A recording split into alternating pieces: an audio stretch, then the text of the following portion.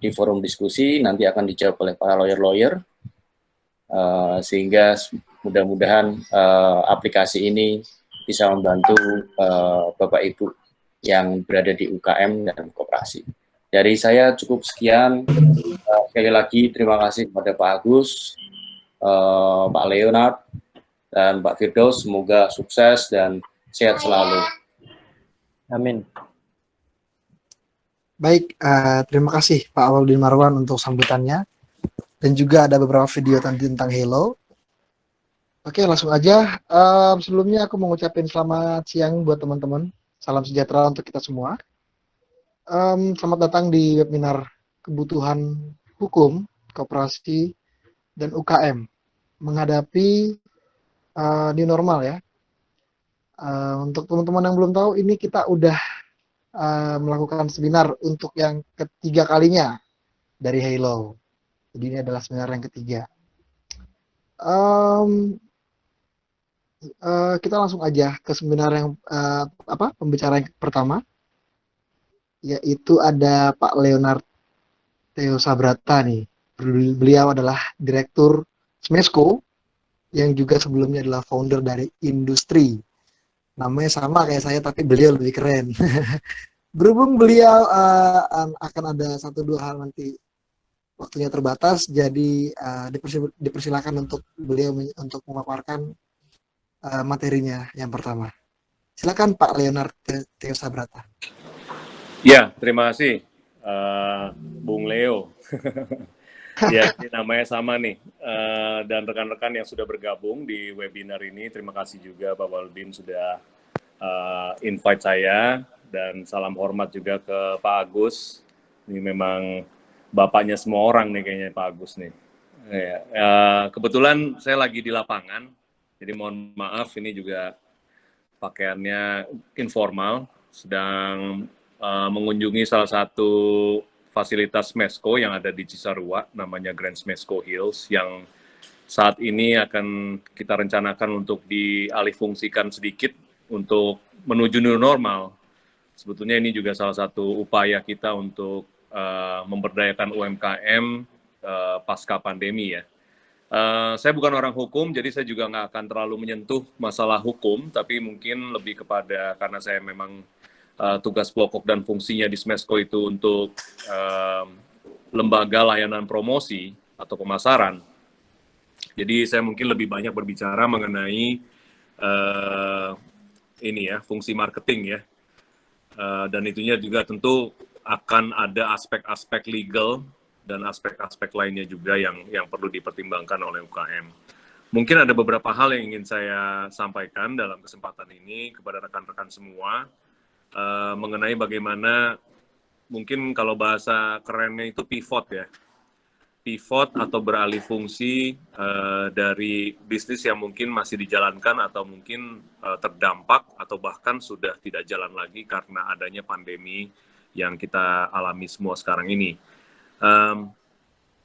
Kemarin juga beberapa kali seminar dengan pihak-pihak lain juga, ini kita berdiskusi mengenai tips-tips untuk bertahan gitu. Jadi kemarin juga dari Smesco itu kita sedang melaksanakan sering sekali, jadi seminggu itu bisa 5 atau sampai 6 webinar yang kita jalankan, yang kemudian tidak berbayar, gratis, yang diselenggarakan oleh para experts kita, yang meliputi berbagai bidang dari mulai food, fashion, ada digital marketing, ada kultur, ada F&B dan lain sebagainya, termasuk legal dan finance.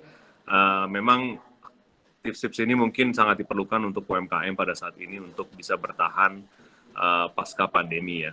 Boleh saya bilang sekarang ini kita kan sedang memasuki masa di titik awal masa recovery. Nah, apa yang mesti UMKM ini lakukan? Makanya kita juga di Smesco itu sedang mempersiapkan sebuah tempat yang namanya Pusat Konsultasi UMKM. Bahasa kerennya Inggrisnya Center of Excellence. Jadi di tempat itu nanti bekerja sama dengan Kementerian Koperasi dan UMKM, kami sedang mempersiapkan tempat untuk UMKM bisa datang, kemudian mereka bisa berkonsultasi, mendapatkan berbagai macam pelayanan yang kita usahakan, kita upayakan, yang diharapkan nanti bisa melink and match dengan kedeputian ataupun KL ataupun instansi lain ataupun bahkan pihak-pihak swasta yang menjadi partner kita supaya UMKM itu bisa berdaya dan juga terus ini ya bertahan dalam masa recovery ini. Nah, selanjutnya kita juga akan meluncurkan sebuah platform yang kita namakan Spark Campus. Spark Campus itu adalah lanjutan dari webinar-webinar series yang sudah kita laksanakan. Mungkin bedanya nanti Spark Campus ini akan kita mulai luncurkan dengan berbagai macam topik yang sebetulnya hasil rangkuman dari berbagai macam pengaduan dari UMKM yang sudah disaring oleh Kementerian Koperasi dan UMKM. Tercatat saat ini hampir 200.000 atau mungkin lebih dari 200.000 pengaduan yang sudah masuk, yang kemudian kita akan pilah berdasarkan kategori, isu-isu, lokasi, dan juga mungkin skala daripada bisnis UMKM-nya, sehingga kita bisa menemukan saran-saran atau solusi-solusi atau mungkin partner bahkan yang kita bisa bisa kita konekkan ya dengan para UMKM. Nah, setelah ada kampus, kita juga sedang mempersiapkan sebuah platform B2B, jadi business to business, yang nanti tujuannya adalah trading, yang kita namakan Spark Trade. Nah, Spark Trade ini mempertemukan antara pembeli dengan penjual, antara supply dengan demand, yang kita harapkan nanti bisa ada link and match yang baik di platform kita, walaupun sebetulnya platform kita ini bukan platform e-commerce. Jadi kita tidak ingin menjadi e-commerce, tapi kita ingin memiliki kemampuan di mana kita punya kemampuan untuk mempotret atau mendata kegiatan daripada UMKM itu yang terjadi di platform kita, sehingga kita bisa menghasilkan sebuah credit scoring. Nantinya, credit scoring ini berfungsi untuk memperkukuh posisi daripada UMKM yang bergabung ketika dia membutuhkan pembiayaan, khususnya untuk pembiayaan KUR. Nah, itu yang kita harapkan, garis besar, bahwa UMKM itu bisa maju kalau semua pihak ini nantinya bekerja sama dengan baik. Oleh karenanya di Smesco itu kita punya semangat baru yang kita beri nama 3S, jadi sinergi, sosial, dan solidaritas. Semoga dengan semangat baru ini kita bisa banyak berfungsi baik untuk para UMKM di Indonesia, dan juga bisa memiliki program-program unggul, karena tentunya setelah kita berproses, kita juga ingin memiliki kemampuan untuk nanti membantu, mengiringi teman-teman UMKM ini untuk ekspor. Itu mungkin di tujuan ini ya, besarnya nanti semoga kita bisa berekspor. Tapi saya percaya bahwa itu bukan hal yang mudah, oleh karenanya segala aspek itu ingin kita cover gitu di Smesco, termasuk ya kalau mungkin dalam konteks hari ini, termasuk dari sisi legal dan hukumnya. Nah, saya bukan pakarnya, mungkin nanti untuk legal dan hukumnya silakan dari teman-teman sekalian yang memang praktisi untuk bisa memaparkan pemaparan yang berikutnya. Mungkin dari saya seperti itu, terima kasih. Baik, terima kasih Pak Leo untuk paparannya. Sinergi sosial dan solidaritas ya. Ya, betul. Larasnya Smesco dan untuk membantu UMKM ya Pak ya. Terima kasih sekali untuk paparannya. Sebelum saya melanjutkan ke pembicara yang selanjutnya, saya mau mengingatkan kepada para peserta untuk jangan lupa men-silent mikrofonnya agar tidak mengganggu jalannya webinar kali ini, dan mohon untuk tidak men-share screen agar tidak mengganggu. Baik, pembicara selanjutnya ada siapa nih? Ada Pak Firdaus Putra. Oh ya, silakan. Izin dulu sama teman-teman ini karena ditunggu pihak lain sekarang. Baik, Pak. Terima Baik kasih Pak, banyak. baik Pak. Terima Iya. kasih ya Pak sudah Salam sukses semua. menyempatkan waktunya. Terima kasih. Sukses Sama-sama. Pak. Pleasure. Terima Ya, kasih. terima kasih. Makasih Terima Pak kasih. Leo. Izin. Baik. Ya, Semoga, Pak. sukses ya dulu Pak. Terima kasih. Terima kasih. Oke teman-teman, kita lanjut lagi seminarnya. Selanjutnya ada Pak Firdaus Putra nih. Ya, beliau adalah dari Komite Eksekutif ICCI atau Pegiat Koperasi Purwokerto. Dalam topik kali ini dia akan membahas tentang koperasi menghadapi new normal. Oke, langsung saja nih Pak Firdaus Putra. Silakan untuk memaparkan materinya. Terima Waktu dan tempat kasih silakan, Pak. Mas Leo. Siap. Salam kenal Bapak Ibu peserta webinar kali ini. Saya Firdaus dari ICCI. ICCI itu Indonesian Consortium for Cooperative Innovation. Jadi dia lembaga yang fokus pada inovasi perkoperasian di Indonesia. Kenapa kita bangun lembaga inovasi ini? Karena kita lihat di beberapa dekade ke belakang ini koperasi ini mengalami atau meninggalkan kerja-kerja inovasi. Sehingga kalau kita lihat ini tantangan bisnis hari ini yang begitu rupa, dengan adanya ekonomi digital atau secara luas, landscape revolusi industri keempat, koperasi nampak tergopoh-gopoh, apalagi menghadapi startup. Ya seperti tadi, saya sudah install Hello pas lihat, oh keren juga. Ini salah satu bisnis model yang hari ini ada. Nah, koperasi masih sebagian besar masih berada pada bisnis model konvensional. Gitu. Nah, sehingga kita membangun lembaga inovasi koperasi tujuannya untuk mendorong agar dalam konteks regulasi atau dalam konteks praktek koperasi-koperasi bisa mengarah ke sana. Nah, pada kesempatan ini karena ruangannya ini ruangan hukum, saya akan menyoroti dari beberapa regulasi yang dibutuhkan dalam konteks inovasi perkoperasian atau kemudian hukum yang kita butuhkan secara umum.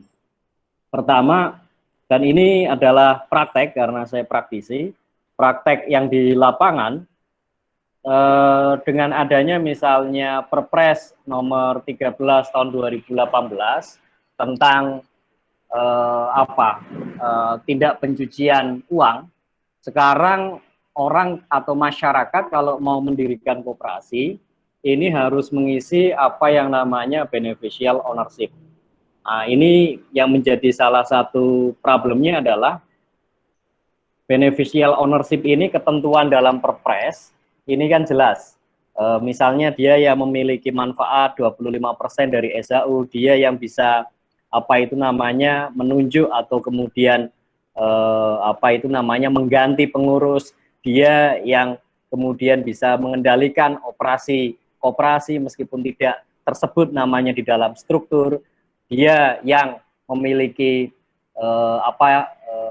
modal yang sebenarnya dari koperasi itu. Itu ketentuan-ketentuan yang ada di dalam Perpres 13 2018 soal beneficial ownership.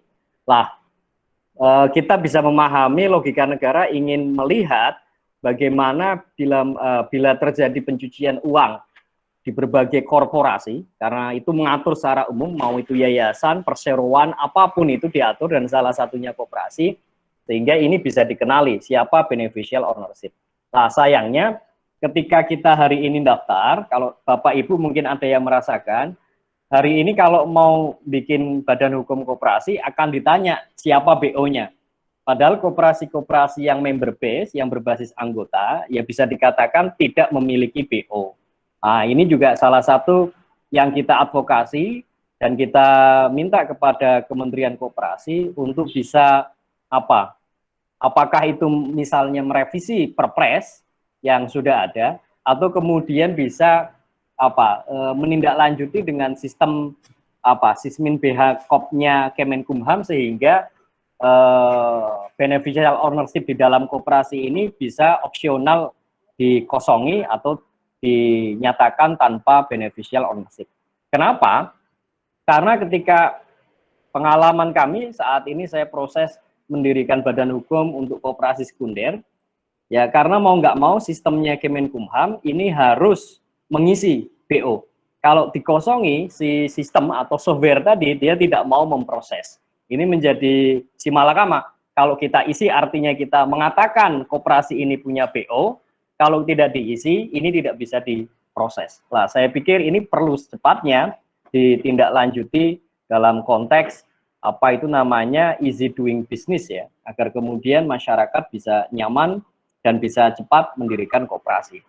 Juga bagaimana jangan sampai kemudian terjadi dalam masa tertentu koperasi-koperasi masyarakat yang mendirikan koperasi hari ini yang mengisi BO, yang kemudian di suatu tempo ada sarjana yang meneliti, ternyata ditemukan seberapa atau sebagian besar atau berapa persen koperasi di Indonesia memiliki BO dalam artian perseorangan tadi.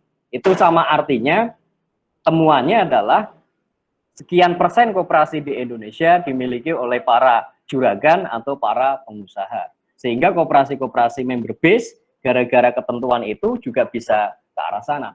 Beberapa teman saya yang dia mendirikan sebenarnya koperasi berbasis anggota, dia member base, gara-gara juga notarisnya ini tidak mengetahui, dan gara-gara masyarakat ini juga tidak mengetahui persis tentang ketentuan BO, rata-rata diisi BO ini pengurus, nama-nama pengurus, diisi sebagai beneficial ownership.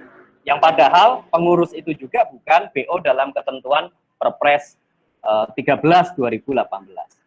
Itu menjadi salah satu rekomendasi yang bisa diumpan balik oleh Kemenkop untuk secepatnya mengambil langkah, karena tentu saja banyak hari ini masyarakat yang mendirikan koperasi. Ya seperti sekitar berarti baru seminggu lalu saya sama teman-teman lain dari teman-teman gerakan di desa, BUMDes, mendirikan koperasi satelit desa Indonesia, KSDI. Nah, nyatanya juga nanti akan terbentur dengan ketentuan BO ini. Itu mungkin yang perlu nanti Pak Agus, staf sus dan teman-teman Kemenkop lainnya perlu diupayakan secepatnya terkait dengan ketentuan beneficial ownership di koperasi. Yang kedua, dalam konteks new normal, ini juga perlu untuk disosialisasikan secara masif. Seperti kemarin saya pendirian koperasi KSDI tadi, bisa dilaksanakan secara online. Nah, ini perlu sosialisasikan ke masyarakat bahwasanya pendirian koperasi bisa dilaksanakan secara online, yang kemudian notaris ini juga bisa menerima dengan syarat screen capture atau screenshot siapa-siapa yang hadir, sehingga ini juga bisa mempercepat dalam konteks new normal yang mana khawatir kalau kita ketemu fisik masih ragu, ini bisa dilangsungkan secara melalui Zoom atau kemudian Google Meet atau platform-platform lainnya. Sehingga pendirian koperasi ini juga tidak akan terhambat dengan adanya new normal. Dan juga menurut saya ini momentum, karena sebelumnya kita mendirikan koperasi secara online, sebelum adanya pandemi ini nampak sesuatu yang nggak pernah terfikirkan. Terutama bayangkan koperasi dengan level nasional yang harus mempertemukan anggota minimal dari 3 provinsi, ketentuannya seperti itu. Ini dulu tidak terbayangkan gitu. Nah, kalau sekarang dengan adanya pandemi sebagai momentum, ternyata mendirikan koperasi untuk langsung level nasional dengan mengagregasi minimal 3 provinsi ini sangat mudah, karena tidak perlu menunggu semua punya waktu dan kesempatan berada di satu kota tertentu. Saya juga dulu pernah punya kendala itu. Sekitar setahun lalu kami mau menginisiasi satu koperasi, terkendala belum pernah sampai didirikan, gara-gara mempertemukan semua pendiri yang berasal dari 6-7 provinsi berbeda ini susahnya minta ampun. Nah, saya pikir ini momentum bagus juga untuk mensosialisasikan pendirian koperasi secara online. Itu yang kedua. Yang ketiga, saat ini Undang-Undang Koperasi sedang akan dilakukan revisi melalui Omnibus Law Cipta Kerja Klaster Koperasi. Ada sekitar 6 pasal yang itu akan merevisi ketentuan Undang-Undang 25/1992. Salah satunya adalah terkait dengan jumlah pendirian koperasi. Sebelumnya kalau di Undang-Undang 25 ini pendiri itu adalah 20 orang, di Omnibus Law pendiri menjadi 3 orang. Saya pikir ini terobosan yang sangat bagus, sehingga masyarakat ini juga semakin mudah mendirikan koperasi. Ini juga perlu di-clearkan juga bahwasanya ini pendiri, bukan pemilik anggota. Sehingga anggota ini bisa terus bertambah dari 3 orang menjadi 10, menjadi 20, menjadi 100, 1000, dan seterusnya. Kemarin kami sempat mengeluarkan polling. Salah satu hambatan orang mendirikan koperasi ternyata adalah memang jumlah anggota yang 20 orang. Saya coba akan screen share. Nah, ini dia pollingnya. Polling ini diikuti oleh 1002 partisipan. Ada hanya sekitar 8 pertanyaan. Dengan partisipan yang lumayan variatif, ya, dari segi usia dan segi latar belakang pekerjaan itu. Nah, ketika mereka ditanya apa yang menghambat Anda sehingga tidak mendirikan koperasi, pertama adalah tidak mengetahui, ini top of mind ya, tidak mengetahui model kerja koperasi itu seperti apa. Ya, logika apa yang namanya pengurus, apa yang namanya pengawas, apa yang namanya RAT, apa yang namanya member sebagai owner, nah, yang seperti itu mereka nggak memahami. Ini juga menjadi PR bagi kementerian untuk mensosialisasikan koperasi secara lebih maksimal lagi kepada masyarakat. Yang kedua, top of mind kedua adalah yang ini, butuh orang banyak, yakni 20 orang untuk mendirikan koperasi. Ini menjadi salah satu constraint, salah satu hal yang dianggap menghambat oleh responden atau partisipan untuk mendirikan koperasi. Nah, harapannya kemudian dengan adanya Omnibus Law tadi, ya meskipun sekarang bolanya ini di di DPR, bukan lagi di pemerintah, harapannya ketika turun dari 20 orang menjadi 3 orang, atau misalnya kalau kita lihat pada RUU Juli 2019, sebelum ada Omnibus Law itu 9 orang, ini akan menjadi hal yang mempermudah masyarakat untuk mendirikan koperasi. Jadi masuk dalam easy doing business juga itu.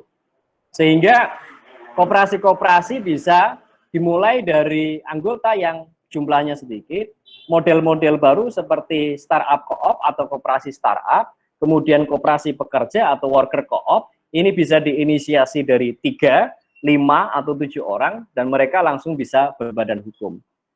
Seringkali perdebatannya terjadi pada bagaimana simpan pinjam. Sebenarnya ini juga bisa diatur lain. Seperti di negara, saya melakukan beberapa riset pustaka, seperti di di Nigeria, mereka melakukan ketentuan yang berbeda tergantung sektor industri. Secara umum mereka ada anggota minimum pendirinya adalah 10, 20, dan 50 orang, bahkan ada yang 50 orang. Tergantung sektornya yang mana, yang berbeda-beda.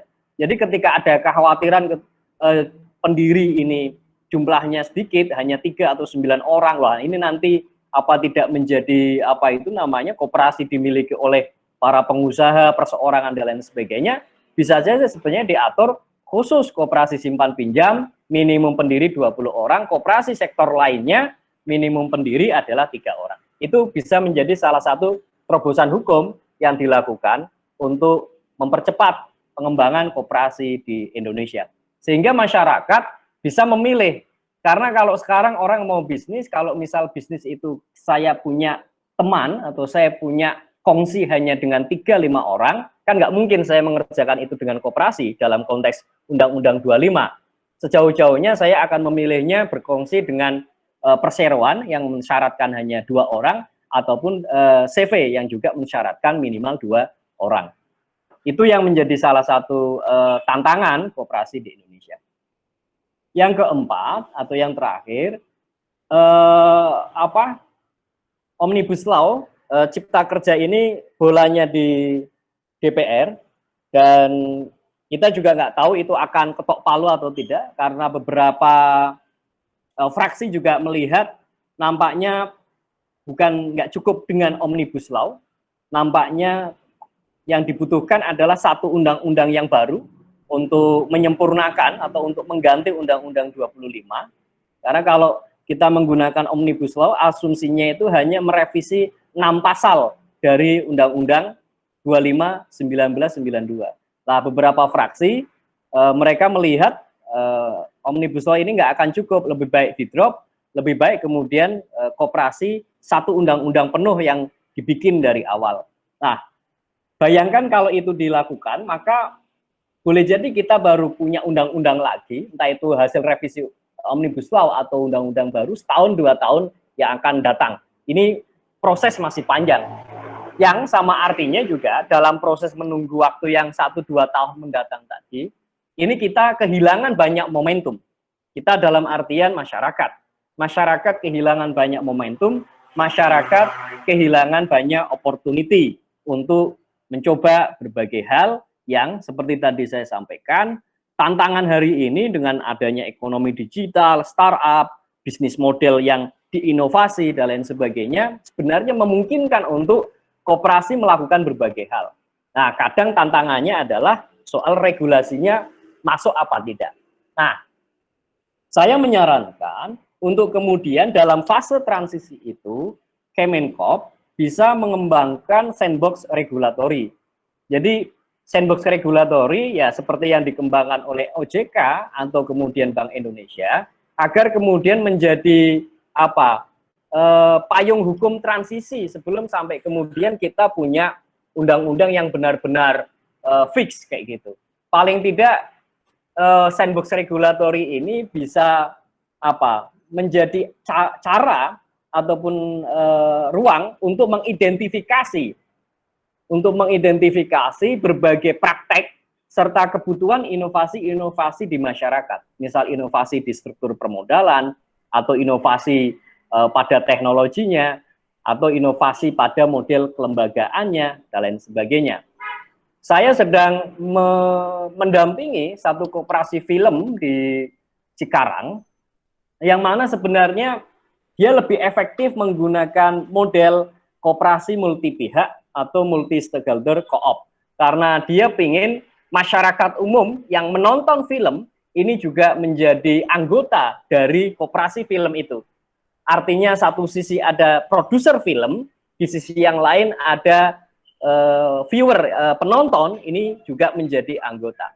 Dalam model hari ini yang ada di Undang-Undang 25, hal semacam ini belum terakomodasi. Gitu. Nah, tetapi ketika ini nggak ada payung hukumnya, praktek masyarakat bisa kemudian kenali sebagai kekeliruan. Lah, harapannya kalau kemudian ada sandbox regulatory, ini menjadi semacam ya register koperasi-koperasi yang melakukan inovasi pada permodalan, pada model kelembagaan, pada model bisnis, dia cukup melaporkan inovasinya yang kemudian diawasi oleh kementerian atau lewat dinas terkait, sehingga kementerian ini juga memiliki database sebenarnya se-Indonesia ini praktek inovasi koperasi yang dilakukan itu apa saja. Logika hukum ini kan kadang seperti telur sama ayam duluan mana? Apakah hukum ada dulu baru praktek mengikuti, atau praktek ada dulu baru kemudian disambut oleh hukum? Nyatanya berbagai disrupsi yang terjadi hari ini biasanya praktek jalan dulu baru kemudian ada hukum. Kalau kita lihat misalnya praktek Gojek, mereka masif baru kemudian ada Permenhub yang mengatur, yang itu melampaui hukum yang ada, karena harusnya motor itu tidak boleh untuk menjadi fasilitas transportasi umum, tetapi kemudian hukum mampu melakukan terobosan yang lain. Nah, agar kemudian kita bisa memecah kebuntuan antara telur sama ayam itu, tengah-tengahnya sandbox regulatory bisa menjadi jembatan. Jadi pemerintah atau negara mengetahui, bisa mengidentifikasi berbagai aspirasi inovasi yang berjalan di masyarakat, yang kemudian di sisi yang lain masyarakat, pemerintah juga bisa mengatur dengan model sandbox tadi. Itu saya pikir. Kenapa? Karena memang peluangnya itu hari ini sangat besar, dengan online ini, itu beberapa teman saya mulai bicara soal blockchain untuk melakukan apa, meskipun kita belum berdebat soal blockchain ini nggak diakui oleh Bank Indonesia, tetapi artinya Bitcoin maksudnya ya. Tetapi peluang-peluang itu, alternatif peluang itu ternyata banyak. Termasuk juga sebenarnya Kementerian Koperasi perlu mensosialisasikan atau kemudian memberi guidance yang jelas, misalnya pada inovasi instrumen modal koperasi. Kalau di Permenkop 8 2019 diatur misalnya ada obligasi, kemudian ada surat hutang. Nah, yang menarik tahun 2019 ini ada satu koperasi, yakni Koperasi Pegawai Kementerian Keuangan, mereka melantai di bursa saham dengan instrumen MTN. MTN itu berarti medium term note. Artinya dia sebenarnya surat hutang jangka menengah seperti itu. Nah, ini menjadi salah satu hal yang inovatif, salah satu instrumen yang sebenarnya juga bisa dikembangkan atau dikerjakan oleh koperasi yang kalau dia menghendaki belanja modal lebih. Saat itu kejadiannya Koperasi Pegawai Kementerian Keuangan dia belanja modal di pasar uang sampai 66 miliar rupiah untuk membangun asrama atau komplek perumahan bagi karyawan atau anggota-anggota koperasinya.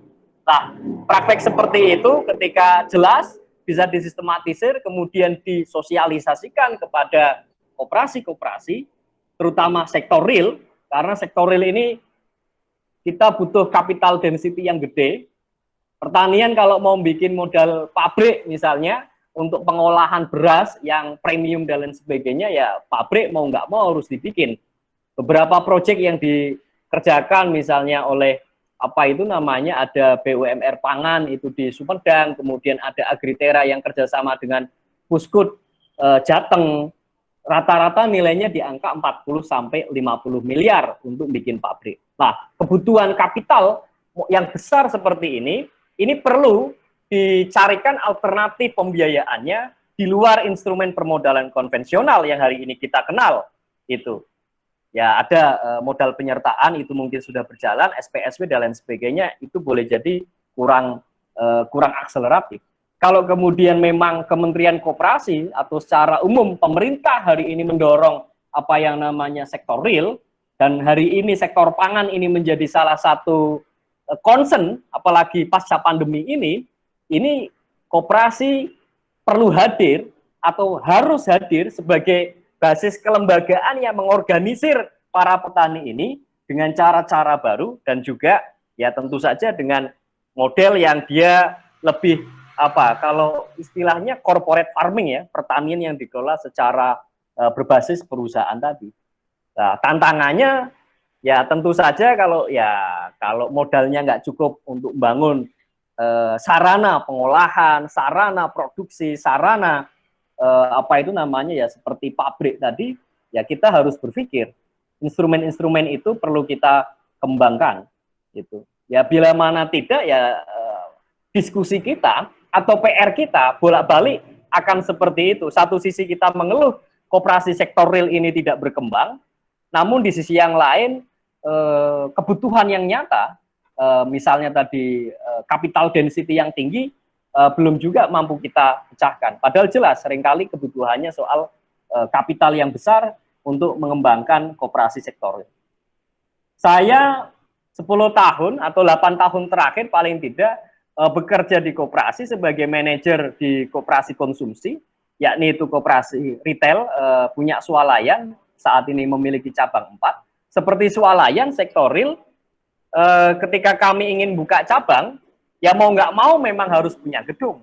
Gedung harus dibeli atau disewa, yang itu membutuhkan kapital tertentu.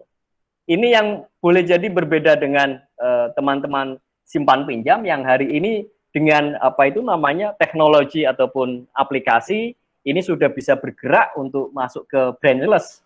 Itu mereka malah mengurangi kantor-kantor cabang, malah bisa menggunakan anggota-anggota sebagai agen-agen layanan dari koperasi simpan pinjam. Koperasi sektor real sulit untuk mengerjakan hal seperti itu karena investasi berbagai peralatan, perlengkapan semuanya memang nyata, semuanya harus diadakan. Itu mungkin yang bisa menjadi insight, rekomendasi, tentu saja aspirasi kita sebagai praktisi di lapangan kepada pemerintah, dalam hal ini Kementerian Koperasi. Terima kasih, Mas Moderator. Baik, terima kasih Pak Firdaus untuk laporannya. Memang dampak negatif dari pandemi COVID-19 ini sangat dirasakan ya Pak, sektor informal seperti pelaku usaha, mikro, kecil dan menengah, serta industri kecil. Halo Pak Agus Santoso sedang berbicara ya? Ya, sebentar Pak ya. Kenapa? Ya, silakan aja. Oke. Ya, memang untuk mengatasi situasi tersebut perlu skema-skema untuk mendukung para pelaku UMKM juga koperasi. Dan yang tadi tentang pendirian koperasi secara online, saya kira itu cukup menarik sekali untuk teman-teman bisa cari tahu lebih lanjut. Dan sekarang langsung aja kita ke pembicara yang terakhir. Tapi sebelum kita lanjut ke pembicara terakhir yaitu Pak Agus Santoso, aku mau mengingatkan untuk sesi tanya jawab, teman-teman boleh mencantumkan nama dan pertanyaannya apa di kolom komentar. Nanti saya akan memilih secara acak dan untuk dibacakan dan dilempar ke para pembicara. Silakan untuk teman-teman yang mau bertanya sehabis ini boleh untuk ditulis pertanyaannya apa dan dari siapa namanya. Oke, selanjutnya kita langsung ke pembicara yang terakhir, yaitu Pak Agus Santoso. Beliau adalah staf khusus Menteri Koperasi dan UKM. Beliau membawakan tema tentang kebijakan new normal untuk koperasi dan UKM. Silakan Pak Agus Santoso, waktu dan tempat kami persilakan. Terima kasih Pak Riau Silalahi. Baik. Assalamualaikum warahmatullahi wabarakatuh.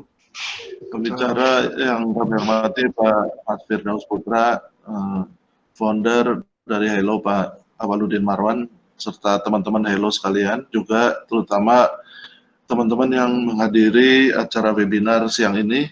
Nah, kita diskusi ya hari ini. Kalau boleh saya dibantu pasang slide yang nomor 2 aja dulu deh, supaya tahu bahwa Kemenkop itu punya apa aja. Tolong slide-nya Mas Doli.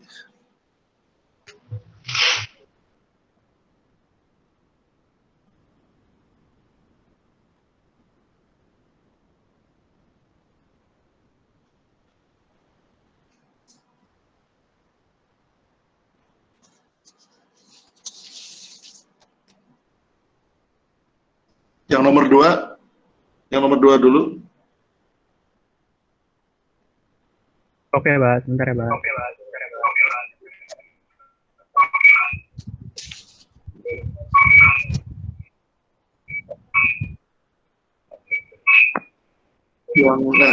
Baik. Teman-teman sekalian, Kemenkop itu sebetulnya mempunyai juga di bawahnya itu ada agensi ya, yang disebut sebagai BLU, Badan Layanan Umum.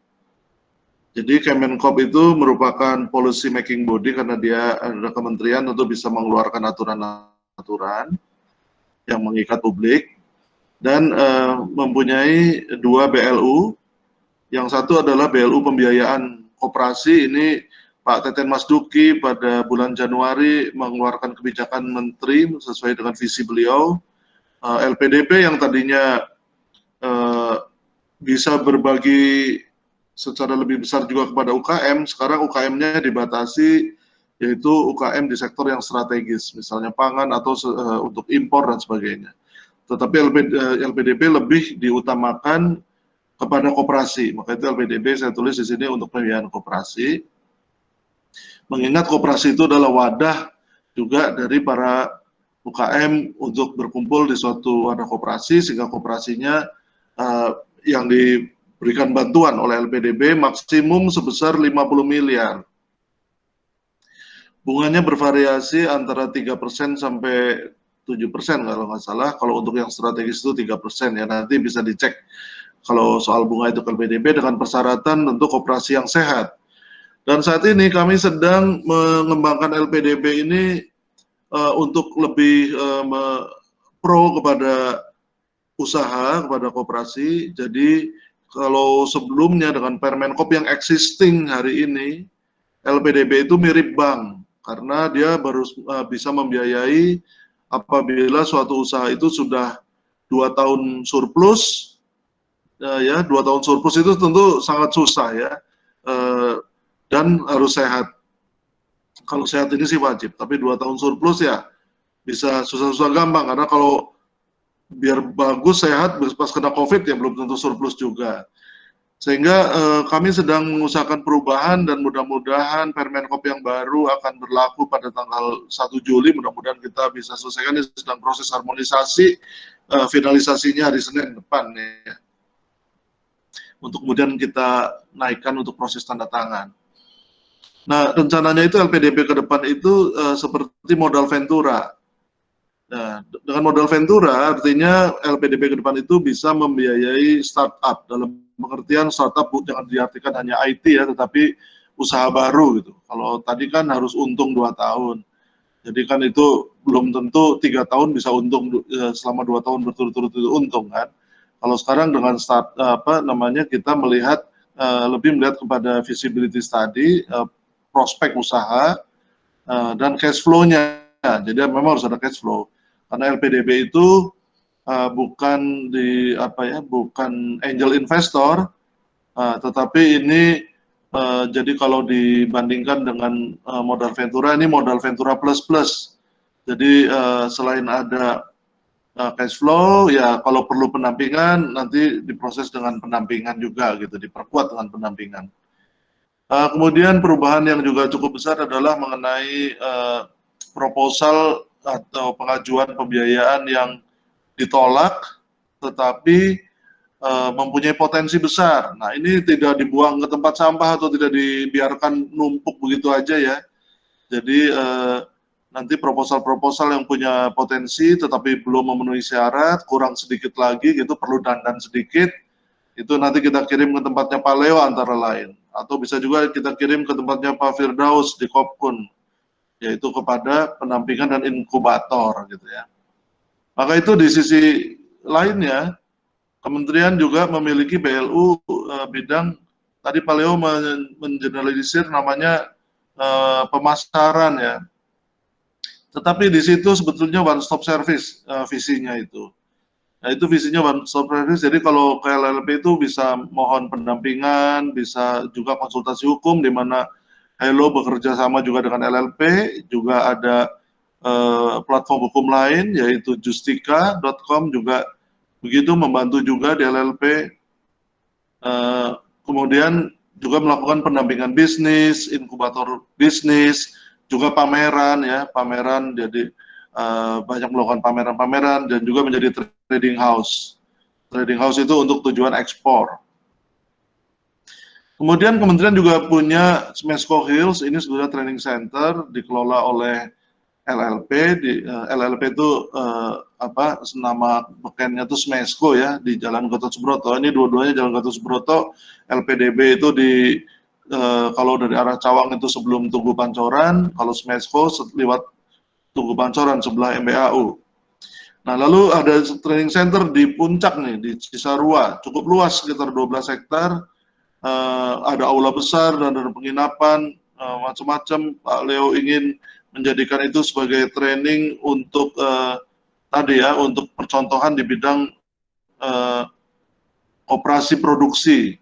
Jadi nanti ada percontohan pertanian, ada percontohan peternakan, dan macam-macam yang bisa dibikin juga pameran-pameran ternak ya, domba, kambing, mungkin sapi, ayam, macam-macam yang bisa, karena banyak hal, hobi itu juga tentu menghasilkan uang, dan mungkin komunitas-komunitas hobis juga mungkin ke depan bisa kita arahkan untuk berkooperasi sehingga kita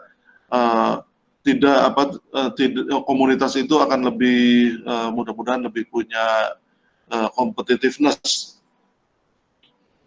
Oke, jadi kementerian memberikan sebagai policy making body, kemudian ditunjang pembiayaan kepada koperasi dan dan UKM, LPDB, kemudian LLP.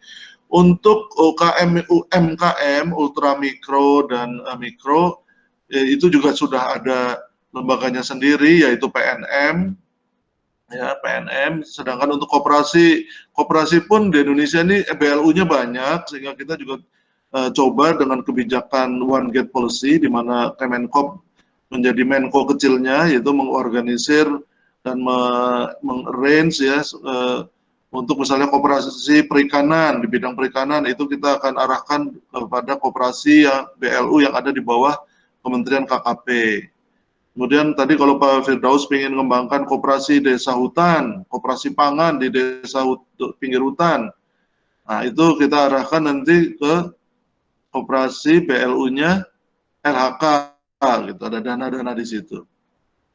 Supaya uang dari pemerintah yang sebetulnya banyak tapi agak tersebar-sebar ini kita coba koordinasikan untuk mencapai tujuan kesejahteraan masyarakat.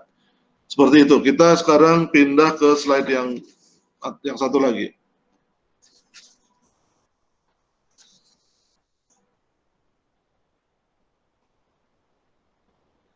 Nah, ini di slide ini sebetulnya saya ingin juga mengulas sedikit, bahwa nanti lebih banyak hukumnya nggak apa-apa. Cuman ini sedikit saja, kita kebijakan new normal itu tadi Pak Leo sempat menyampaikan, mungkin agak tergesa-gesa ya, saya ulangi sedikit, bahwa memang kita ini masuk sekarang ini kita fasenya itu ada 3 fase ya. Sekarang kita masih fase survival, bagaimana kita mempertahankan usaha dalam new normal ini. Kemudian fase recovery, gimana kemudian sudah nanti mulai buka, mulai ada kemajuan gitu, recovery.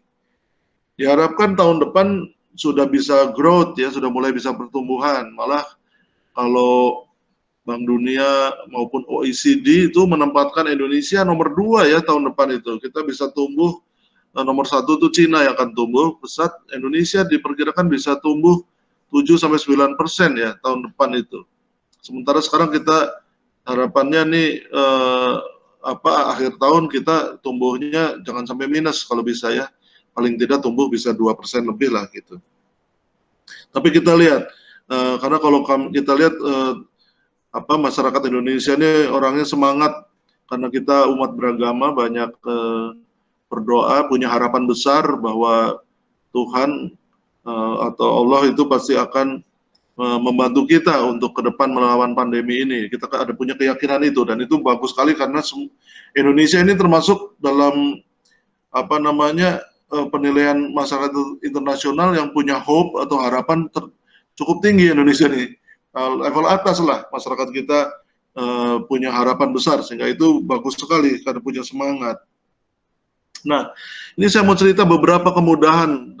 Sebetulnya ini sudah diinisiasi sejak sebelum tahun 2020 ya, di akhir tahun 2019 kita sudah mulai menginisiasi ini semua, tetapi tiba-tiba yang tadinya mau kita pikir agak lambat, dengan adanya pandemi ini ada dampak positif lain, tiba-tiba jadi cepat gitu. Tadi Pak Firdaus sudah merasakan juga kan beberapa hal. Nah, beberapa perubahan besar, terutama itu kemudahan berusaha, karena kemudahan berusaha ini dinilai oleh masyarakat internasional.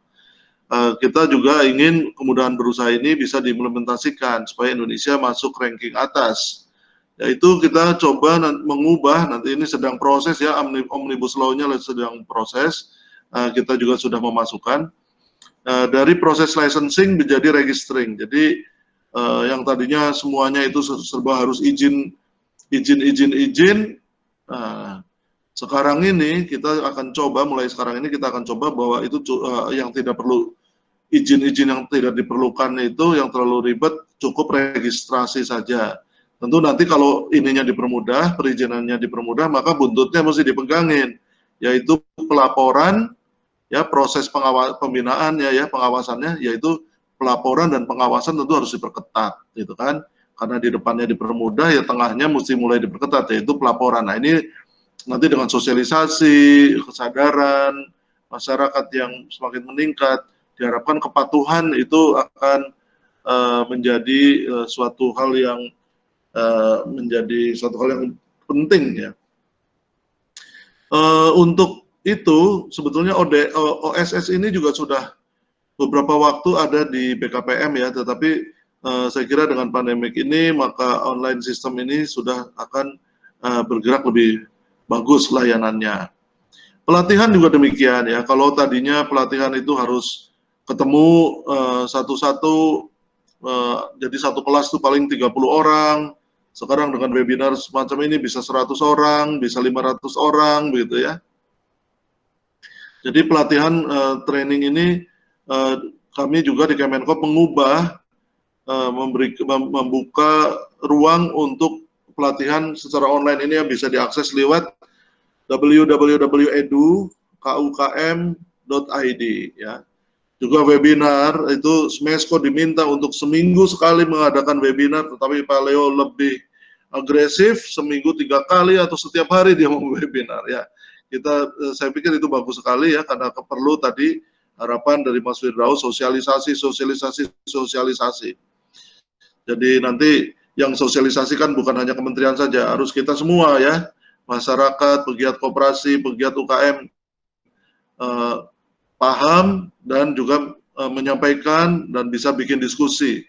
Saya kira sekarang dengan fasilitas Zoom dan lain-lain ini siapapun bisa ya menjadi host untuk menggalang webinar ini. Pelatihan juga bisa dilihat di YouTube. Kalau kita lihat malah di YouTube itu pelatihan-pelatihan yang aplikasi di desa-desa itu yang viewernya banyak sekali ya, seperti cara nangkep lele dengan disiram Coca-Cola, nangkep belut ya kayak gitu pakai plastik, wah nangkep apa gitu ya, bagus sekali ya saya kira itu. Tinggal kalau nangkep yang di alam itu memang harus jangan dihabisin. Kalau yang kecil-kecil atau yang sedang bertelur jangan diganggu ya gitu. Karena saya lihat tuh ada juga sih yang saya lihat teknik menangkap burung tapi kemudian dilepas lagi. Nah, jadi untuk kesenangan aja dia, wah dapat lepas lagi, mancing juga begitu ya. Ya pokoknya alam itu harus kita jaga, karena untuk desa itu kalau kita bisa berusaha di desa tadi ya Pak Firdaus, kita berusaha di koperasi pangan yang sesuai dengan iklim, dan apalagi nggak usah ngasih makan ya, itu akan lebih produktif ya. Saya juga di rumah sana di Purwokerto juga saya ternak lebah. Kadang saya nggak ngasih makan lebah tapi menghasilkan madu gitu kan. Saya ternak ikan nila karena satu kali beli 1 kintal 100 kilo ya udah seumur hidup nggak usah beli ikan lagi karena beranak terus kan gitu. Saya coba ternak maggot buat makan ikan ya gampang sekali juga itu maggot itu gitu kan. Nah, jadi banyaklah serangga itu bisa kita ternakan, bisa dijadikan makan ikan, nggak usah ngasih makan dan sebagainya kan gitu ya. Ternak jangkrik untuk kasih makan burung dan macam-macam. Artinya di desa seperti itu. Pohon juga demikian. Nah, nanti saya akan cerita di bagian kolateral. Kemudian doing business tadi Pak Leo juga sudah menyinggung, kita melakukan proses digitalisasi UMKM dari offline pindah ke online gitu ya. Sudah ada platform e-commerce, juga kita ada kerjasama dengan platform besar. Tujuannya kerjasama itu supaya platform besar itu jangan hanya menjual barang-barang impor, tetapi platform besar itu juga menjual barang-barang produksi KUKM begitu. Nah, oleh karena itu Smesco perlu melakukan proses kurasi tadi ya, pendampingan dan kurasi, yaitu memperbaiki desain, memperbaiki kualitasnya, menjadi market intelligent. Sekarang itu kalau jualan nggak pakai market intelligent susah gitu kan. Kalau sekarang ini yang paling ya, karena saya ini juga peternak kambing, domba dan sapi Bali ya, jadi saya ini ya sekarang kalau market intelligent saya ya yang paling enak nih sekarang jualan hewan kurban gitu ya, karena memang itulah panen raya dari peternak ya. Kalau jual kambing untungnya bisa sekarang harga 65.000, nanti jualnya 100.000. Jual sapi sekarang belinya 47, jualnya nanti 70, kan begitu. Jadi market intelijen, lihat data dan sebagainya ya. Tentu saya juga sama teman-teman ini ya, bukan saya sendiri, dengan klaster ya, klaster. Belum pada jadi koperasi, nanti saya dorong jadi koperasi peternak. Ada satu doang teman saya yang sudah jadi satu, yang satu lagi hampir, ya. Jadi hampir 3 lah yang mau jadi koperasi nih, teman-teman dari klaster ternak. Nah, kemudian terkait transaksi ya. Transaksi dulunya tunai. Kita harus bawa uang cash banyak banget. Kebayang nggak kalau harga sapi 20 juta, beli 30 ekor, waduh. Gimana bawa duitnya tuh, bisa dirampok, kita bahaya. Kemudian bergeser pada tahun 80-an sampai tahun 90-an itu kartu kredit ya. Kartu kredit. Kemudian geser lagi jadi e-money. Nah, sekarang di masa pandemik paling aman yang pakai digital money ya. Pakai QRIS, bayar pakai HP gitu ya. Pakai QR code itu. Nah, itu jadi nggak usah, kalau dibilang waduh uang kertas kalau udah lusuh-lusuh ngeri nih bawa virus, ya berarti kita ganti cara pembayarannya menjadi QRIS gitu kan. Dulu harus beli toko, tadi kata Pak Firdaus ya, mesti beli toko karena supermarket. Waduh, sekarang kita bisa bikin e-commerce, nggak usah bikin toko lagi kan gitu. Seperti itu. Jadi memang banyak perubahan-perubahan untuk doing business. Juga terkait supply chain dan jasa pengiriman. Contoh, Kemenkop ini punya konsep warga kita atau warung tetangga ya, belanja di warung tetangga daripada belanja jauh-jauh gitu. Kita nanti juga kalau ada apa-apa kan yang nolongin tetangga kita. Nah, tapi warung tetangga ini kalau dibandingkan toko lain yang grosiran ya pasti kalah lah. Mereka beli Coca-Colanya kan 1 kontainer misalnya gitu ya, ya tentu bisa ngasih diskon besar. Warung kita nggak bisa ngasih diskon karena belinya cuma 1 krat. Ya bagaimana mau ngasih diskon, kan nggak bisa. Nah, oleh karena itu Kemenkop mencoba untuk bekerja sama dengan supplier-supplier besar. Untuk sembako misalnya kita berusaha untuk melingkan warung tetangga kita ini dengan BUMN pangan gitu ya.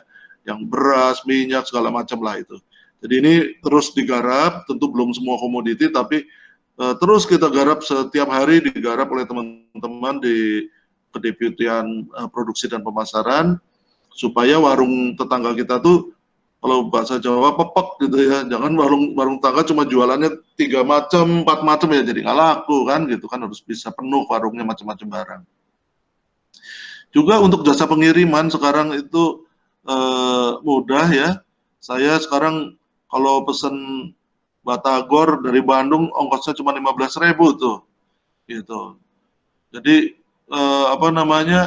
konsep jasa pengiriman ini juga bagus sekali. Juga kalau ngirim domba, ngirim sapi sekarang murah sekali gitu ya. Cuman hitungannya per kilo nggak nyampe 500 perak lah gitu. Jadi murah, infrastrukturnya bagus. Sudah berubah ya, yang tadinya orang tuh punya mobil tuh harus perusahaan, sekarang dimiliki oleh masing-masing. Truk juga sekarang udah ada kayak Gojek, truk untuk angkutan-angkutan itu kita juga udah ada yang jadi kayak GoTruck lah kayak gitu ya, jadi kita nggak terlalu pusing cari-cari truk, kalau dulu kan susah. Nah, ini perubahan-perubahan ini tentu menjadi peluang bagi para pelaku, tetapi ya tentu juga ada beberapa konsep hukum yang nanti perlu didampingi, bagaimana sih membuat kontrak yang simple, bagaimana e-signature itu sudah ada di Undang-Undang ITE, tapi pelaksanaannya gimana. Nah, nanti mudah-mudahan teman Hello nih mau cerita, jadi nanti kapan-kapan Pak Leo Silalah ini menjadi narasumber ya, atau Pak Lulu CEO-nya cerita tentang Hello-nya tuh tadi, bukan cerita aplikasinya, tapi cerita tentang substansinya, ya kan? Bagaimana sih, coba kalau bikin kontrak yang bisa Hello dampingi gitu kan? Tadi pembiayaan sudah ya, sudah saya sampaikan, PNM itu yang mikro, ultra mikro, terus ada KKP, KLHK, LPDB, modal ventura, bank, dan fintech ya. Nah, fintech peer-to-peer lending dengan crowdfunding ya dan sebagainya.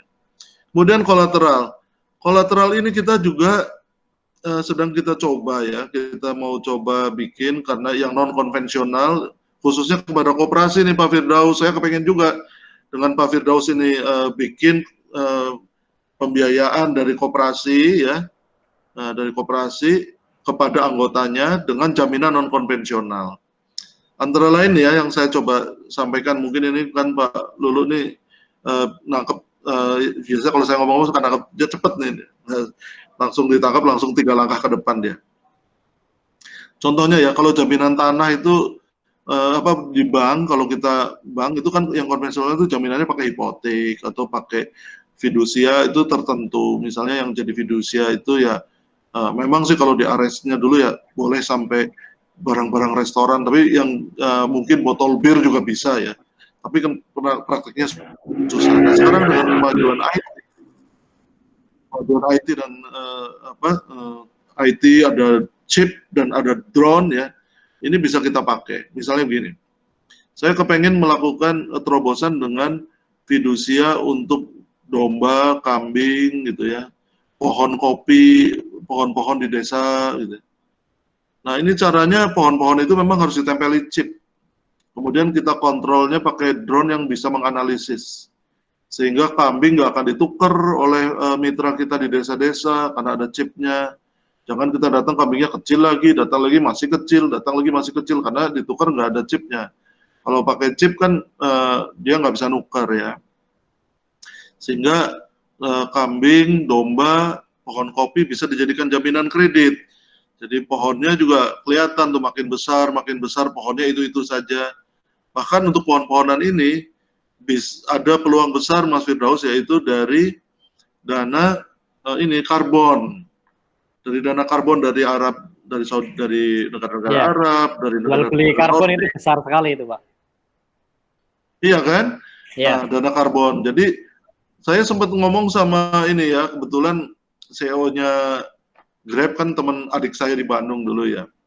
Saya tanya dia, kamu dana karbon bisa nggak? Kamu mau nggak? Oh boleh juga. Gimana ya? Saya bilang ganti motornya motor listrik. Nanti kan jadi dapat kita dana karbon. Nah, saya bilang gitu. Oh iya benar juga kata dia gitu kan. Nah tapi kalau kita misalnya kopi Mas, bikin pohon kopi, ya kan nanti kita hitung sama unsur atau IPB itu. Pohon kopi satunya tuh nyedot CO2 berapa, ngeluarkan O2 berapa, ya makin lama makin jadi berapa gitu kan. Nah itu kan bisa kita minta dana karbon untuk tadi dana inovasi koperasi itu ya, supaya dana karbon itu masuk membiayai koperasi pangan, karena memang salah satu visi dari Kementerian Koperasi ini yang prioritas, super prioritas itu adalah membangun pangan gitu ya. Jadi UMKM pangan, koperasi pangan tuh kita dorong. Itu kalau minjem ke LPDP bunganya cuma 3% tuh. Nah, kemudian tadi adalah mengenai, kemudian contoh lain adalah ini ya. Contoh lain tuh rating. Rating itu pengen saya jadikan jaminan juga. Tadinya saya mau coba, udah mau saya uji cobakan, Pak Menteri juga udah setuju, sayang COVID jadi nggak jadi. Ya, saya mau cobakan itu sebetulnya restoran yang punya rating 5, datang dari GoFood, datang dari GrabFood gitu. Nah warung yang punya rating 5 ini, sudah pasti makanannya enak, punya cash flow, ya kan? Saya tinggal ambil koperasinya itu, Mas Firdaus bisa tinggal ngambil kan dari Grab apa dari Gojeknya, kerjasama tentunya ya. Yeah. Udah pasti itu orangnya bagus, punya cash flow, itu bisa kita jadikan anggota gitu, dan kita kasih kredit. Saya mau uji coba 10 juta dulu gitu kan. Nah seperti itu. Kemudian yang satu lagi jaminan non konvensional adalah hak cipta. Hak cipta misalnya batik Banyumas, batik Lasem, batik apa, itu kasihan itu pembatik-pembatik itu dibeli sama pembatik besar, kalau dia bikin lagi diperkarakan. Padahal ini harusnya bisa dijadikan hak cipta, dan hak cipta ini harusnya bisa dimonetisasi. Jadi tadi rating, terus pohon-pohonan bisa difidusia, bisa dimonetasi semua ya, apakah dengan karbon, dengan atau menjadi jaminan fidusia yang baru gitu. Kemudian dalam hal ini yang tadi saya dengar mengenai beneficial ownership. Jadi ya koperasi itu bukan suatu kapal yang berlayar di lautan lalu tidak ada siapa-siapa, tidak boleh diganggu siapa-siapa. Koperasi itu adalah terutama misalnya yang KSP itu adalah pelaku ekonomi dan masuk pilar keempat dari sistem keuangan. Sistem keuangan kita ada 4, perbankan, pasar modal, lembaga keuangan bukan bank, dan koperasi simpan pinjam. Ini koperasi simpan pinjam ini jangan dikira koperasi ini nggak dilihat oleh internasional. Ini dilihat oleh FATF, Financial Action Task Force, sebagai pelaku usaha di bidang keuangan yang juga punya resiko untuk melakukan tindak pidana pencucian uang. Oleh karena itu dalam proses review Indonesia terkait kepatuhan terhadap aturan-aturan anti pencucian uang, anti money laundering, nah, koperasi ini masih lemah karena memang kepatuhan pelaporannya juga masih rendah. Nah, lain ada tentang beneficial ownership. Memang ini sebetulnya arahnya sih sebetulnya kalau di Indonesia sih cukup di 3 itu dulu ya, bank, pasar modal, dan lembaga keuangan, karena kan uang tuh 80% itu ada di perbankan gitu ya, di koperasi masih kecil. Tapi tetap saja kalau FATF melihatnya tentu di mana ada loopholes dia nggak mau, tidak boleh ada blind spot, tidak boleh ada loopholes, dan tidak boleh ada regulatory arbitrage gitu. Jadi itu yang dilihat oleh penilai dari luar negeri. Tapi saya sih kami di sini Kemenkop sudah memahami itu, Pak Firdaus, sudah kita noted dan akan kita usulkan supaya itu nanti diubah itu tidak jadi pasal 7 ya kalau nggak salah ya. Pasal ya, 7 dari Perpres 13 ya. Perpres 13/18 itu nanti kita akan coba ubah, Mas Firdaus ya. Nanti kita dukung juga lah.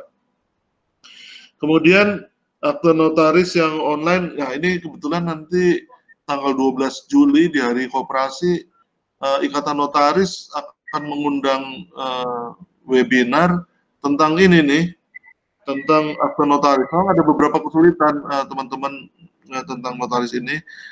Sekarang di masa pandemi kita mungkin Mas Firdaus kerasa ya waktu mau tanda tangan akad dengan LPDP di Semarang ya. Nggak bisa dilakukan di Purwokerto ya kan kayak gitu karena notarisnya nggak mau jalan dan waktu itu PSBB jadi memang jadi susah. Tapi ini memang nanti ikatan notaris karena ini susahnya notaris itu kan ada dia punya jabatan notaris ya, undang-undang jabatan notaris, terus di akad tuh kan telah menghadap kepada kami Tuan Firdaus, nah kayak gitu tuh. Ini yang mungkin kita memang harus bicara nanti dengan notaris bagaimana mengenai akte notaris online ini. Begitu, kemudian Kemenkop memang menerima pengaduan masyarakat. Tadi Pak Leo bilang pengaduan masyarakat yang sudah kami terima tentu itu akan menjadi catatan-catatan bagi kami untuk apa yang harus ada tindak lanjutnya itu seperti apa, kan nggak bisa cuma ngadu habis itu didiemin begitu aja ya. Nah, terkait dengan proses relaksasi ini, kalau ada masalah memang diperlukan ini Pak Lolo, yaitu tentang mediasi ini, mediasi gitu ya, dengan bank, mediasi dengan, memang di OJK ada, kalau nasabah bank itu ada proses mediasi untuk 500 juta ke bawah, itu ada mediasinya di OJK. Nah, kalau di koperasi simpan pinjam karena itu anggota ya sebetulnya mediasinya pasti akan dilakukan oleh koperasinya itu ya, itu kan anggotanya sendiri. Kalau bank kan sebetulnya karena masyarakat umum sehingga ada proses mediasi berhadapan antara nasabah dengan banknya gitu ya. Tadi Mas Firdaus menyampaikan juga sandboxing ya. Sandbox regulation ini juga sudah menjadi program kerja Kemenkop sejak sebetulnya sejak menteri baru lah ya. Sejak Pak Teten masuk, saya membantu Pak Teten, kita sudah langsung berpikir untuk melakukan sandboxing ini, sudah bekerja sama dengan Bank Indonesia terkait misalnya koperasi nanti yang melakukan inovasi di sistem pembayaran, transfer dana, dan sebagainya. Kemudian dengan OJK terkait inovasi koperasi yang mempunyai produk layanan jasa keuangan berbasis seperti fintech, ya tetapi kan untuk anggotanya. Nah ini memang nanti akan di sandboxing gitu ya. Timnya sih sudah ada di sini, dipimpin staf ahli Pak Luhur ya. Saya juga ada berada di tim itu. Nanti juga Pak Firdaus saya kira sudah saya masukkan juga namanya di situ ya, di tim itu juga ya kalau nggak salah kan ya. Ada beberapa koperasi yang memang sudah go digital itu kita masukkan untuk bersama-sama memproses sandboxing ini. Cuman gara-gara COVID ini semua jadi sepertinya terlambat nih, mohon maaf sekali nih kepada masyarakat. Kemudian tadi juga menarik mengenai ini ya, pendirian koperasi di Omnibus Law. Omnibus ini memang teman-teman di parlemen juga merasa karena undang-undang yang 17 itu dibatalkan MK, mereka juga ada kegamangan memang ya terkait ini undang-undang koperasi ini, sehingga juga prosesnya tidak tinggal paripurna tapi tidak jadi, kemudian di carry over. Sekarang ada Omnibus Law, ada bab koperasi, tapi kemarin sementara pembahasannya belum dilanjutkan, masih membahas yang menyelesaikan yang UKM dulu gitu ya. Memang ada pemikiran untuk mengubah ya, Pak Menterinya melihat perkembangan di negara-negara lain, itu pendirian koperasi itu seperti di Belanda itu cukup 2 orang, di Belgia, Denmark itu cuma 3 orang, di Australia 5 orang gitu ya, di Amerika 5 juga kalau nggak salah. Jadi pendiriannya dipermudah, karena kalau tidak pendiriannya dipermudah, kita lihat sendiri sekarang startup misalnya, startup yang IT, anak-anak muda yang bisa menjadi unicorn itu nggak ada yang bentuknya koperasi gitu. Jadi bagaimana kita mau mendorong koperasi tapi anak-anak itu selalu memilihnya badan hukum PT gitu kan, sehingga kita kepingin supaya dipermudah pendiriannya. Tadi kata Pak Firdaus juga begitu, tetapi nanti dalam pelaksanaannya tentu kita akan awasi dan harus ada dengan laporan supaya target-target menjadi koperasi yang mencirikan mencirikan kerjasama antar anggota, jumlah anggotanya banyak, dengan prinsip-prinsip berkooperasi gitu ya, silih asih lah kira-kira gitu, supaya betul-betul bisa terwujud gitu sebagai usaha bersama kekuatan individu-individu. Memang pendirian koperasi ini ketika di masa milenial ini sekarang, tentu para pengusaha muda ini dia akan melihat secara lebih logis aja gitu, lebih menguntungkan pakai yang mana badan hukumnya, lebih punya competitiveness yang mana badan hukumnya gitu ya. Nah maka itu badan hukum koperasi kita harus bangun sebagai badan hukum yang mempunyai competitiveness, bisa memberikan memberikan nilai tambah ya, value added kepada para investor ini, kita sebut aja lah, para pelaku usaha ini ya, para pelaku usaha ini, untuk dia bisa melihat peluang bahwa kalau aku milih koperasi, aku lebih benar daripada memilih PT gitu ya. Seperti itu. Jadi harus ada nilai tambah dan logik yang supaya teman-teman muda ini memang mau memilih gitu. Kalau enggak ya akhirnya mereka memilih badan hukum PT. Kemudian mengenai ini ya, MTN dan obligasi, ini juga sudah kami pikirkan. Kita kepingin sebetulnya koperasi ini sistemnya kan sudah bagus, tetapi bagaimana ya supaya bisa ini diberdayakan. Ini nanti mungkin PR pegiat koperasi ya, Pak Firdaus dan kita ini di sini. Misalnya koperasi sekunder itu supaya bisa hidup, bisa misalnya koperasi sekunder itu bisa menjadi semacam fund manager, menjaga likuiditas, menjadi market intelijen, mengumpulkan produk dari koperasi primernya, begitu. Jadi jangan semuanya dilakukan oleh koperasi primer sendiri-sendiri. Nah, kalau ini bisa satu kelompok apakah itu apa dari bawah ke atas ya, koperasi primer mendirikan koperasi sekunder, atau koperasi sekunder mengajak yang ada sekarang mengajak koperasi-koperasi primer yang sejenis menjadi quote unquote itu seperti jadi konglomerasi gitu loh.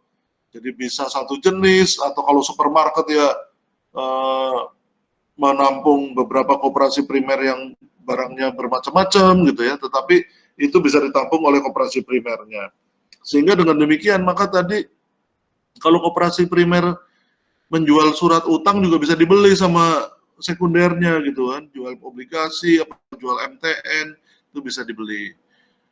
Sebetulnya kami juga sedang melakukan riset ini untuk mengembangkan LPDB wing baru, yaitu LPDB yang menjadi pasar, istilahnya pasar uang antar koperasi lah gitu ya. Seperti kalau di perbankan itu ada PUAP, pasar uang antar bank. Nah ini kita lagi coba nih, apakah bisa LPDB itu menjadi misalnya menjual belikan MTN ya, dibeli oleh LPDB dulu kayak dana reksa ya, dibeli LPDB, kemudian dibikin sertifikat kecil-kecil, bisa menjadi alat investasi yang tidak hanya oleh koperasi, karena LPDB kan bukan koperasi, BLU. Dia kan bisa berlaku seperti dana reksa, jadi mengeluarkan kupon, misalnya kupon koperasi pangan, kupon atau spesifik, kupon koperasi buah tropis, kupon koperasi domba, kupon apa baik komoditi gitu. Nanti yang beli bisa perorangan atau yayasan atau apa dana pensiun yang jangka panjang orientasinya 10 tahun gitu.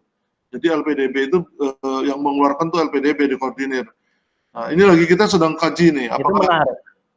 Ya, nanti Ya, tanggapi aja ya Pak. Mas Firdaus ya. Ya. Nanti silakan ditanggapi, atau kalau nggak umum ya nanti Mas bisa diskusi japri sama saya kalau di sini nggak umum. Tapi kita pengen dorong itu sebetulnya. Saya mah kepengen yang membumi aja, tapi karena saya backgroundnya dari Bank Indonesia dan saya dari PPATK, memang saya pikiran terpengaruh oleh perbankan ya. Kalau perbankan kan begitu berlapis, ada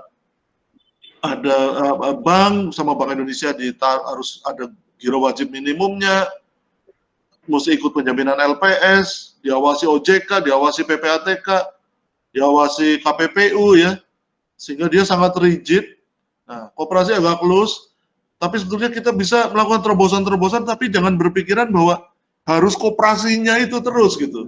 Kita punya LPDB, punya koperasi sekunder. Nah, ini yang kita coba manfaatkan gitu.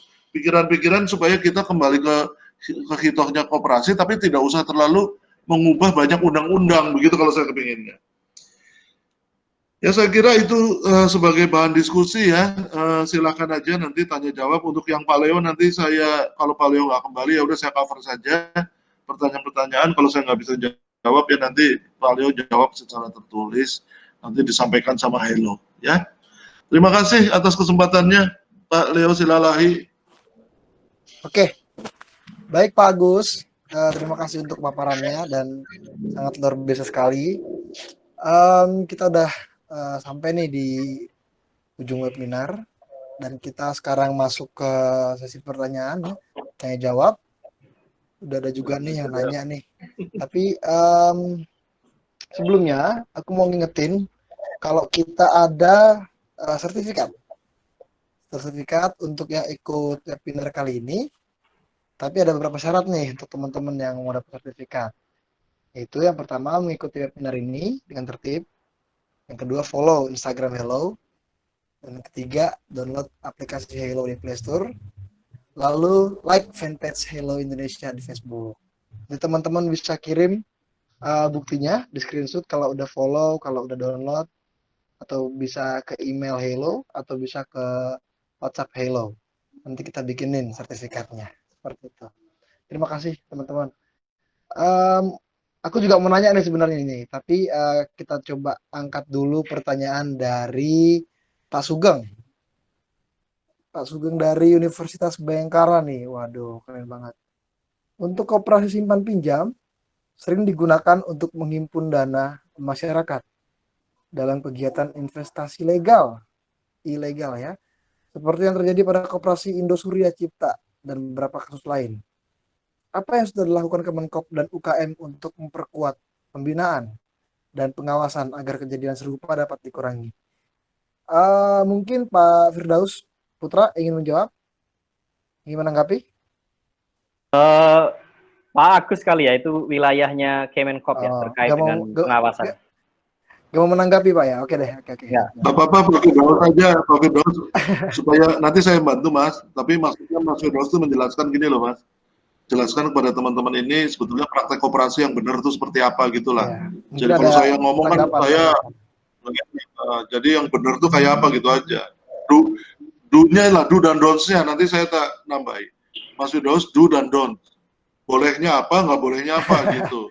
Ya, saya pikir normatif ya kalau kita bicara pada titik do, down-nya itu koperasi yang member base berbasis anggota, ya dia kalau dalam konteks simpan pinjam kan ini lebih strictly ya, melayani hanya kepada anggotanya. Kalau di PP ngatur kan maksimal calon anggota hanya 3 bulan, kayak gitu. Nah, lebih dari itu kalau kemudian dia menghimpun dana masyarakat, ya dia melanggar ketentuan atau dia ilegal, kayak gitu. Itu secara normatif. Memang prakteknya itu banyak yang itu membuat citra koperasi buruk di masyarakat, itu praktek seperti itu. Sebagian bahkan kalau kita jumpai di masyarakat, ya mungkin ini di Jawa, saya nggak tahu, karena kalau luar Jawa cukup masif kredit union ya. Kalau di Jawa itu orang dengar kata koperasi itu langsung asosiasinya itu kan apa, bank ucek-ucek atau apa, atau rentenir itu. Karena ada sebagian kemudian rentenir yang menggunakan badan hukum koperasi untuk apa itu namanya, prakteknya dia. Itu praktek-praktek yang tentu saja salah dan melanggar itu. Ya isunya akan kemana? Isunya ya penindakan, penegakan hukum, pengawasan dan lain sebagainya. Sebagian besar, sehingga itu yang membuat di apa itu namanya, polling kami yang kami selenggarakan bulan kemarin, yang tadi 1.002 orang, ini juga salah satunya ada soal itu. Kenapa orang nggak mau mendirikan koperasi atau nggak mau menjadi anggota koperasi, adalah karena ada image buruk tadi. Koperasi dikenali sebagai rentenir atau berpraktek rentenir, kemudian ada investasi bodong, itu juga menjadi hambatan orang atau menjadi barrier yang membuat orang nggak mau daftar ataupun mendirikan koperasi. Wah, ini error nih, nggak bisa loading saya.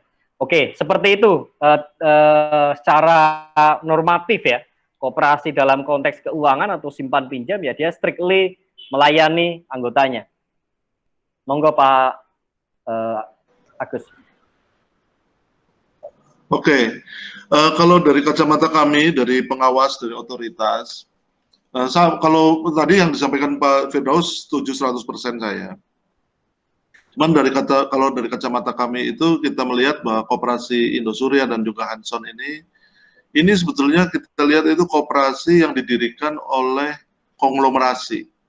Berada di dalam konglomerasi, dua-duanya sama, tadinya koperasi karyawan, kemudian berubah dijadikan koperasi simpan pinjam, dan berprakteknya itu menyimpangi asas koperasi. Artinya menyimpangi asas koperasi itu anggota yang dijadikan anggota itu ya cuman mungkin karyawan itu aja sedikit, yang lain itu tidak punya KTA, tidak pernah ikut RAT dengan modus apa ya, perwakilan atau apalah gitu. Jadi yang lain itu dibikin abu-abu gitu. Nah, sehingga ini yang gini ini penyimpangan-penyimpangan seperti ini yang kemudian ditindak ya, karena tadi yang membedakan dalam pilar sistem keuangan, saya sampaikan tadi kan ada bank, pasar modal, lembaga keuangan bukan bank, dan koperasi simpan pinjam. Masing-masing ini kan punya aturannya sendiri-sendiri, ya kan? Kalau bank itu ya memang lembaga keuangan yang pasarnya itu adalah masyarakat umum. Ya, oleh karena itulah maka bank ini diawasi secara ketat karena mempunyai RIS 1, bank itu punya risiko likuiditas, mismatch liquidity.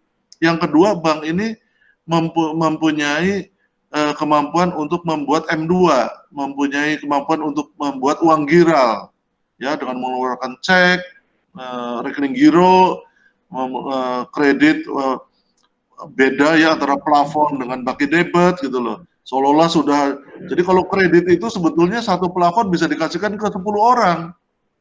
Kalau di bank ini, misalnya sudah janji ke si A ngasih kredit 1 miliar, tapi dia nariknya cuma 200 juta. Karena kan kena bunga ya kalau ditarik semua.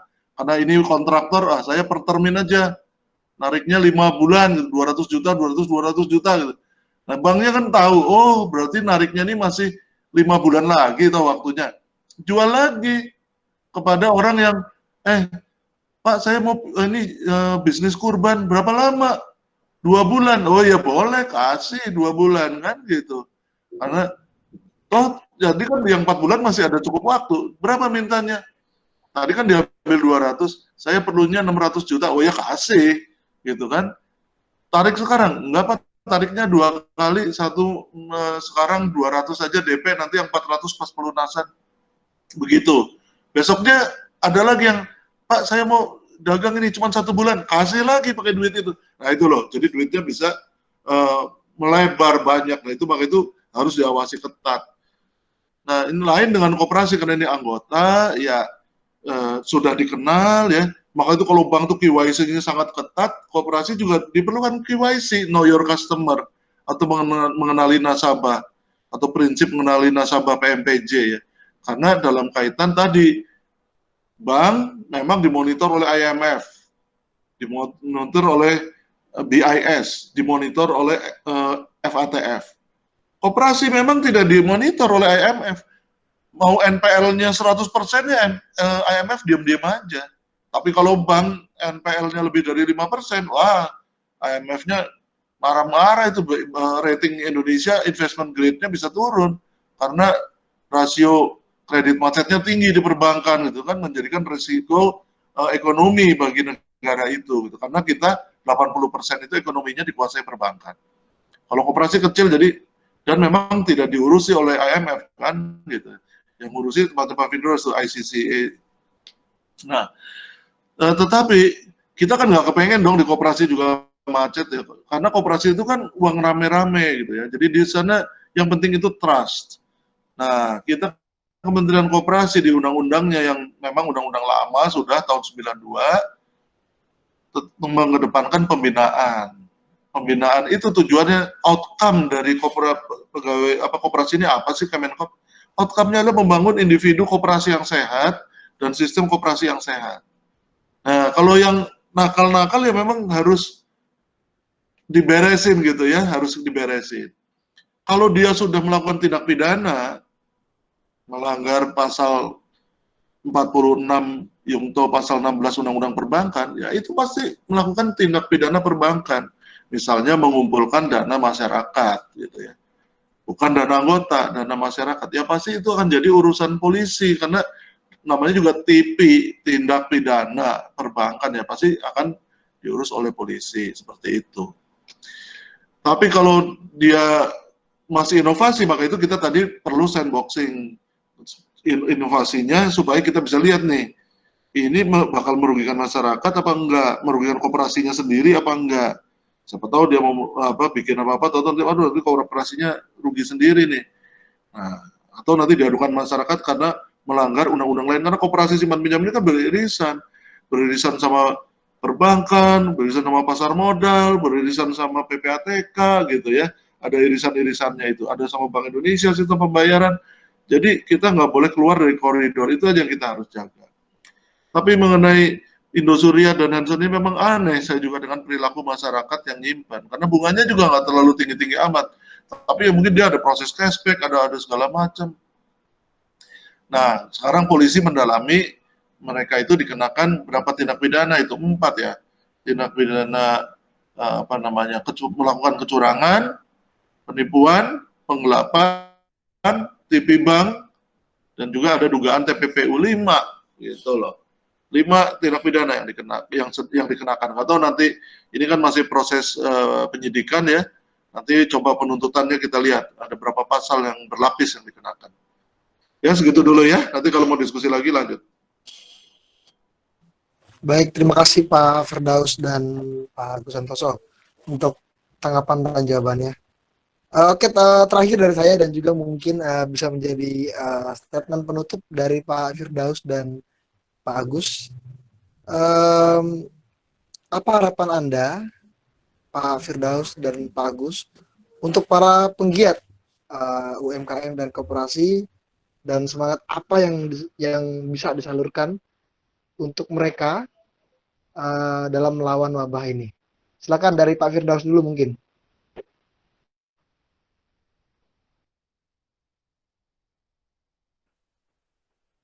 Dalam konteks new normal pandemi ini, saya pikir ya koperasi ataupun UKM perlu mencari ketangkasan baru ya.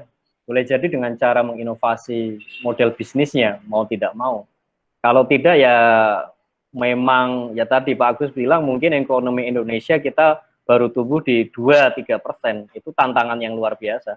Kalau kita nggak bisa merespon dengan cara berpikir ataupun bertindak yang baru, itu akan cukup merepotkan untuk kita bisa keluar dari fase recovery ini. Begitu Mas Leo. Baik, terima kasih Pak Firdaus. Terakhir Pak Agus Santoso, boleh ditanggapi? Ya, kalau saya hampir mirip ya. Kan kita sekarang survival dulu ya. Survival dulu lah, sambil recovery gitu ya. Jadi kan kemarin sudah dikasih relaksasi. Relaksasi kredit itu kan sampai bulan Maret, April, Mei, Juni ya.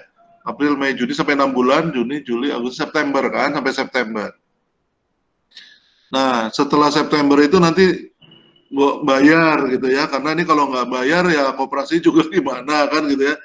Jadi yang utang ke koperasi, anggota yang utang ke punya pembiayaan dari koperasinya atau teman-teman UKM yang punya KUR dan kredit lainnya, usahakan sih membayar ya kalau pokoknya harus bisa bayar lah, paling tidak bayar bunga atau bayar bisa simpanan angsuran pokok dan bunga. Karena begini, dalam masa relaksasi itu dulu yang kami perjuangkan mati-matian itu adalah selain relaksasinya adalah status catatan para nasabah itu untuk tetap dalam status lancar, kredit lancar, call 1. Kalau Anda nggak bayar, masuk call, amit-amit jangan sampai masuk call 5. Masuk call 5, macet, nggak akan dapat kredit lagi nanti, karena masuk daftar hitam. Gitu. Jadi jangan sampai kita anak-anak Indonesia masuk ke daftar hitam. Saya suka sedih ya, anak-anak misalnya ngemplang kartu kredit merasa bangga, atau ngemplang bank gitu. Wah ini banknya bank asing ini ya, aku ngemplang nggak bayar bang. Oh, jangan gitu, itu daftarnya mau tercatat di OJK, di Slick. Terus kalau buka cek kosong, ketawa-ketawa, disangka nipu terus kabur gitu ya, rumah ngontrak terus atau kos terus ngabur nggak kelihatan, ketawa-ketawa. Aduh kasihan Anda seumur hidup bisa-bisa nggak bisa tidak punya akses keuangan. Kalau bahasa hukumnya bisa mati sebagian hak keperdataannya hanya karena melakukan itu. Dan itu sangat kasihan karena nanti justru pengusaha-pengusaha muda-muda malah jadi nggak bisa dapat kredit gitu kan, akhirnya nggak jadi pengusaha lagi gitu, nggak bisa jadi pengusaha besar, mainnya di kecil-kecilan. Itu aja pesan saya. Jadi yang perlu kita jaga selalu dan pegangan kita adalah kepercayaan, trust. Jadilah orang yang jujur, jadilah orang yang semangat, jadilah orang yang selalu menjaga kepercayaan masyarakat. Kalau kita sudah dipercaya masyarakat, nggak digoyang kayak apa, orang juga sudah tahu kita itu siapa, ya kan gitu. Nggak mungkin kita misalnya selalu berjuang untuk masyarakat terus kita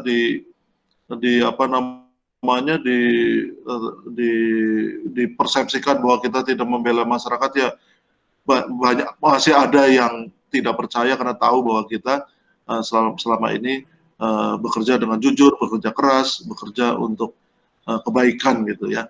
Jadi itu saja pesan saya. Coba selalu kita jaga itu. Trust itu sangat penting. Terima kasih atas kesempatan yang diberikan. Assalamualaikum warahmatullahi wabarakatuh. Semoga apa yang disampaikan ini berguna. Kalau masih banyak pertanyaan nanti tentu lewat Hello akan bisa membantu kita semua. Selamat juga kepada Hello yang sudah menyelenggarakan ini, luar biasa sekali. Luar biasa. Mas Terima kasih. Firdaus, saya terima kasih sekali sudah bisa. Sama-sama, Pak. Terima kasih Pak Agus. Ya, Mas. Terima kasih Pak Firdaus. Baik, terima kasih untuk para pembicara, Pak Firdaus dan Pak Agus Santoso. Webinar kita hari ini sudah selesai dan jangan lupa untuk teman-teman untuk follow Instagram Hello,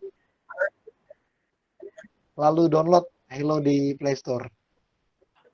Mungkin Pak Awal ada tambahan? Cukup. Terima kasih Theo. Terima kasih Pak Agus. Oke. Terima kasih Pak Firdaus. Oke, baik teman-teman, sampai jumpa di webinar selanjutnya. Terima kasih. Terima kasih Pak Assalamualaikum, Firdaus, sehat-sehat, Pak Agus Pak Agus. Santoso. Terima kasih. Oke. Sehat-sehat Pak Firdaus. Sampai-sampai.